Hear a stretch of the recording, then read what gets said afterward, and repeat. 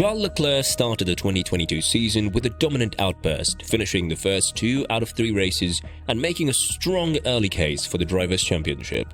However, a string of bad luck and bad decisions made by both him and his team have led to the point that the Monegasque lost the fight for the championship and is likely to lose the P2 spot in the Drivers' Championship. Leclerc recently spoke about the Ferrari struggles and when did he understood that the battle with Verstappen was over. On top of that, Leclerc revealed the future plans for Ferrari and how they plan to catch up with Red Bull in the front. Before we dive deep into Leclerc's story, make sure to like our video, subscribe to our channel and turn on the notifications. Ferrari started the 2022 campaign on a strong note with a 1-2 finish in the first race and Leclerc winning the third race in Australia. This allowed him to have a 46-point advantage over Verstappen, who managed to receive 25 points only from the first 3 races, and that was the win in Jeddah. Nevertheless, everything started to go south from Imola, where Leclerc's driver mistake cost him valuable places, and from having a safe P3, he had to satisfy with P6. The next race in Barcelona wasn't that spectacular either, with Leclerc retiring due to turbocharger failure, and the most obvious deficit between Ferrari and Red Bull was seen in Miami, the race between Imola and Barcelona. The straight-line speed of Red Bull was something that both Ferrari drivers couldn't fight, at least not with Verstappen. But the deadly punches to Leclerc's championship continued in Monaco, where he struggled a lot with the decision-making of his team, and in Baku, where both Ferrari cars retired. The situation wasn't better in Silverstone, where Leclerc was victim of his team's tactics yet again, and instead of grabbing a valuable amount of points for his team and cut to the lead of Verstappen, Leclerc finished P4 while Verstappen was P7. Many think that Leclerc gave up on the championship hopes in France, and this was the race where he crashed while driving out alone in clean air after leading the race with Verstappen entering the pit lane. Prior to the race, Leclerc won the Austrian GP and came into France looking to cut down the lead and keep the championship open. Although the DNF in France was a huge blow to Leclerc's championship hopes, he opened up recently about the situation and said that it was the Spa GP that gave the death blow. This was the race that Verstappen won by starting P14 and Leclerc started right next to him at P15. However, Stroll's visor tear-off had stuck into Leclerc's brakes, causing them to overheat and preventing them from cooling.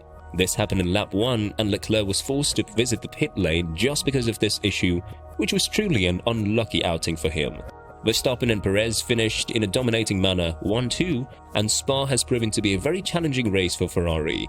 On top of that, Leclerc wanted to take the fastest lap out of Verstappen's hands, but ended up losing a position to Alonso and finishing P6. Many people believe that this moment, losing hope for the championship, is the French GP, but for me it was in Spa. Then the Belgian GP arrived and it was the first weekend of the season in which Red Bull was truly superior in terms of pace. After that weekend, I thought it would be very difficult to keep our chances intact in the World Championship, but it goes without saying that Ferrari struggled a lot with the pure performance of their car, as we were able to witness in Mexico. According to Binotto, the poor performance in Mexico is only because they stopped the car's development in 2022 much earlier than the other teams, which is why they didn't expect to be competitive. However, Ferrari struggled a lot when it came to tyre degradation, and the last time we were able to see the team destroy Red Bull when it came to tyre degradation was in Austria. Nevertheless, Leclerc believes that the team now understands what went wrong and they're going to take full responsibility for the next season, coming back stronger than ever. At present, I believe that the point where we need to improve our tyre management, communication, strategy and reliability, which was a problem that we had to deal with in the first half of the season and that we had to manage. I believe that we have made progress in communication and strategy, especially in the last few races. The team has done a great job on these aspects and I have seen the progress. It wasn't very obvious because in some races the correct choices are less obvious. As far as tyre management is concerned, we still have to make some progress. We have seen a stronger Red Bull on this front, especially in specific conditions, such as at Suzuka. In summary, we know what we are missing, and on some fronts, I am already seeing steps forward. However, now that everything is said and done for Ferrari in the Drivers' Championship and the team will battle Mercedes for the P2 spot in the Constructors' Championship in the remainder of the season, let's dive deep into what's wrong for them and what they can do in order to fix the problematic season they had. First of all, Ferrari needs to work on their tactics. They've come out with the fastest engine in 2022, and yet again, tactics cost them so much in terms of position and performance. On multiple occasions this year, we've seen Leclerc stripped away from a victory or from decent points finishes just because his team thought differently.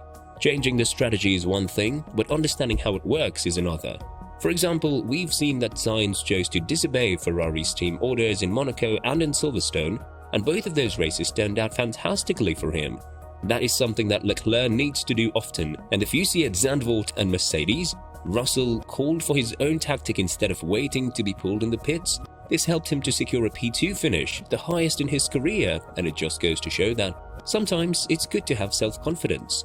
As a Ferrari, they really need to stop and asking their drivers for advices mid-race, because that is not something that driver wants to hear while going at 300 kilometers an hour. You're putting more pressure on the driver, and if you aren't able to execute your own strategy for the good of the team, then rest assured that dramatic changes are needed. The leadership in the team is also something that has to change, given the fact that Binotto's handling of his power position hasn't been impressive for the Maranello team. As the team continued to visibly drown in its errors, Binotto denied that they were struggling with the strategies. On top of that, Binotto was seen denying Leclerc's speech after the Silverstone GP, which only goes to show that as a leader, Binotto does lack a lot of qualities. And at the end of the day, the reliability of their car has been troublesome for the majority of the season. Ferrari struggled a lot to keep the car on the track, which is why they had 5 mechanical DNFs this season. Any top team that is trying to conquer the championship couldn't afford this many DNFs in one season, and that is something Ferrari desperately needs to work on. Something that gives Ferrari a lot of hope for the 2023 season is the fact that they have found the perfect aerodynamical balance and performance on their car, which is why they are planning to keep the same design for the upcoming season.